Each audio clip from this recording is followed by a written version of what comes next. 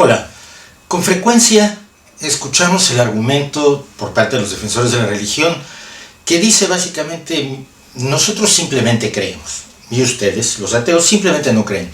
¿Por qué no hacemos una especie de pacto de no agresión y dejan ustedes de hablar sobre nuestras creencias? En realidad no es un pacto de no agresión, es un pacto de silencio, pero que parte de una falsedad. Quien cree no simplemente cree. Para creer es necesario, hasta donde sabemos, que te enseñen a creer. Y la forma ideal de conseguirlo es tomar a la gente cuando todavía son niños. Hay un mito, por lo menos una conseja que se repite mucho, diciendo que los jesuitas solían decir: si me das a tus hijos antes de que tengan 5 años, serán míos para siempre. Da igual si lo dijeron o no, la esencia de lo que dicen es claramente real. Si los niños desde muy pequeños son sometidos a un cuerpo de creencias, a una visión doctrinal, es muy probable que la sigan creyendo toda su vida.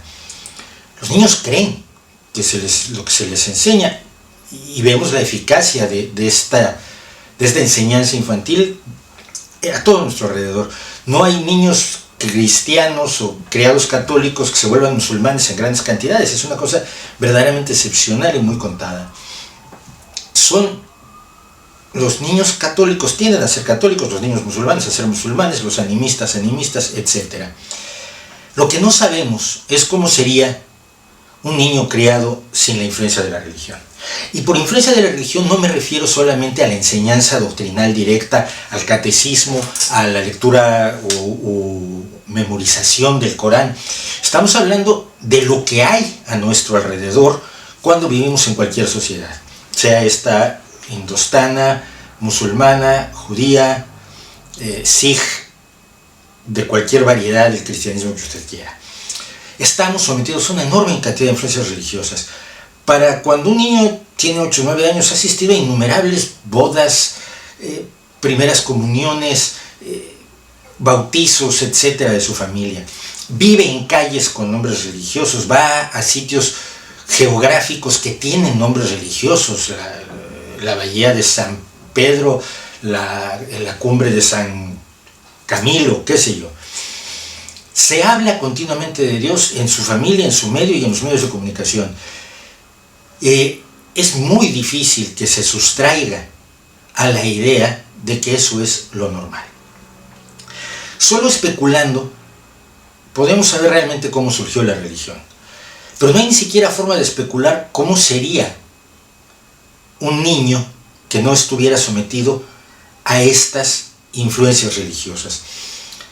Yo pienso en productos alimenticios que vamos a comprar a un supermercado que parecería el lugar menos religioso del mundo, casi el templo del materialismo, y que sin embargo tienen nombres religiosos, tienen connotaciones religiosas. Es por esto que las religiones quieren siempre tener el monopolio de la educación en las distintas fes. Las madrasas musulmanas, las escuelas cristianas, católicas, los catecismos, las escuelas judías, los monasterios budistas que reclutan a los niños desde muy pequeños, y todo ello para crear en una persona el fenómeno de la creencia. Y una persona que no daba señales de creer, que preguntaba, esperando ingenuamente que los adultos a su alrededor le dieran respuestas reales, respuestas demostrables, o por lo menos tuviera la honestidad de decir no sé. No se puede atribuir malevolencia a la totalidad de este fenómeno. Eso es quizá lo más preocupante. La inmersión total en el fenómeno religioso que viven las sociedades humanas ocurre de manera muchas veces muy inocente. Es una forma normal de ser, es una constante social que es invisible precisamente porque está allí y es tan evidente. Se va creando así una persona a la cual se le ha arrancado totalmente la idea de cuestionar, de dudar, de poner en lisa, en debate racional aquello que se le ha enseñado. El resultado, si el medio no siempre es malévolo, sino que es bastante inocente en ocasiones, el resultado no es inocente. Los jerarcas religiosos tienen la certeza de que estos niños el día de mañana les darán su dinero, su creencia, su lealtad, seguirán sus órdenes de alguna manera y muchas veces siendo niños les darán otros beneficios. Las perversiones específicas de cada creencia van determinando lo que se llega a hacer con los niños, el tipo de manipulación al que se les puede someter. Por supuesto, hay que volver al fenómeno de la pederastia en la Iglesia Católica como un abuso de poder muy claro, pero no es el único. En las escuelas a los niños musulmanes y a los niños judíos se les enseña a odiarse. A los niños musulmanes se les enseña que matarse, suicidarse, participar en la yihad como shahids, como mártires, es algo bueno. Y tenemos chicos de 23 años que con una mujer y 2 hijos van y se suicidan porque creen que sirven a Dios. Y tenemos a chicos judíos que presionan y le quitan sus tierras a otros para así hacer cumplir una profecía que les cuentan que hace 5000 años les hizo su Dios. Pero sobre todo a los niños, en este proceso se les enseña a odiar. Se les enseña a odiar a todos los que son distintos, se les enseña a odiar a todos los que piensan distinto, creen distinto, a los que no creen, porque son enemigos de Dios. Las guerras religiosas solo se pueden entender en esta concatenación de adultos que indoctrinan niños, que se volverán adultos que indoctrinarán niños a lo largo de siglos. Los odios entre protestantes y católicos, entre musulmanes y cristianos, entre musulmanes y judíos, se basan en esta inoculación del odio en las mentes infantiles cuando no pueden protestar, cuestionar, cuando confían en los adultos y los adultos los traicionan. No es posible pedir entonces que lleguemos a un pacto de no agresión, de no comentario, de censura, de autocensura. Hay una libertad de creencias que es base del sistema de derechos creado por la Ilustración, no por las religiones, en el cual una persona puede creer la tontería que quiera, la religión más descabellada que se le puede ocurrir, siempre y cuando sus acciones no hagan daño a otros.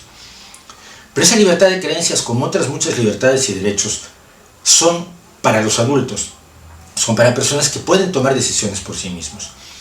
Son para cuando un niño deja de serlo y toma decisiones de carácter político. Y lo mismo debería ocurrir con la religión.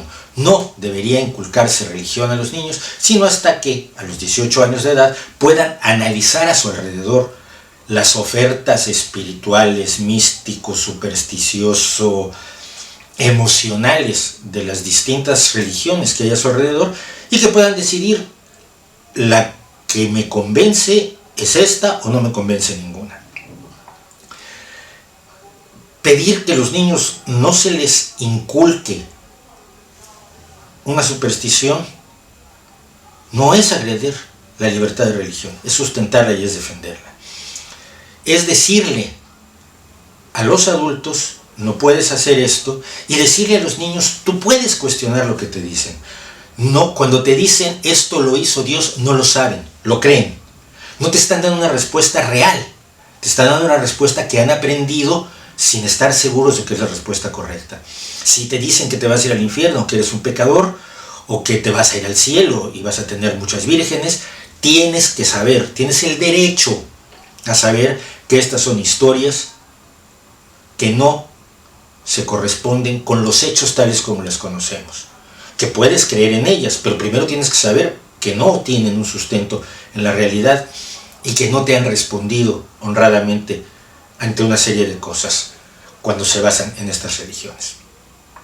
Si nadie cree, simplemente, si la creencia es una enseñanza, y lo vemos en la creación de sociedades religiosas, es importante seguir buscando la forma de impedir que se extienda, que se inocule, que se inculque, que se indoctrine la superstición en los niños, que son los que menos culpa tienen de las barbaridades de sus mayores. No hay pacto de silencio que valga. Cuando uno tiene una persona quemándose con sus hijos y otro está afuera mirándolos, el que tiene a sus hijos no puede decir: hey, yo solo me estoy quemando y tú no te estás quemando, hagamos un pacto de no agresión.